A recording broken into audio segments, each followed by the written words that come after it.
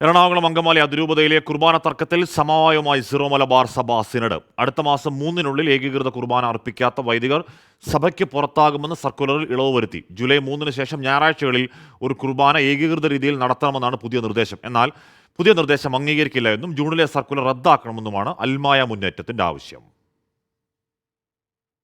എറണാകുളം അങ്കമാലി അതിരൂപതയിൽ അടുത്ത മാസം 3-നുള്ളിൽ ഏകീകൃത രീതിയിൽ കുർബാന അർപ്പിക്കാത്ത വൈദികരെ സഭയ്ക്ക് പുറത്താക്കുമെന്ന മേജർ ആർച്ച് ബിഷപ്പിന്റെ സർക്കുലറിൽ ഇളവ് വരുത്തിയാണ് സിനഡിന്റെ സമവായം.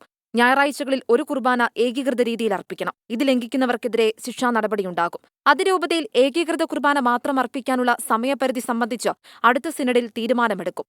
നിലവിൽ ഏകീകൃത കുർബാന അർപ്പിക്കുന്ന വൈദികരെ തടസ്സപ്പെടുത്തരുതെന്നും മെത്രാൻമാർക്ക് ഏകീകൃത കുർബാന അർപ്പിക്കാൻ ക്രമീകരണം ഒരുക്കി നൽകണമെന്നും നിർദ്ദേശമുണ്ട്. എന്നാൽ ഈ നിർദ്ദേശം അംഗീകരിക്കാൻ സാധിക്കില്ലെന്നും ജൂൺ 8-ന് ഇറക്കിയ സർക്കുലർ റദ്ദാക്കണമെന്നുമാണ് അൽമായ മുന്നേറ്റത്തിന്റെ ആവശ്യം.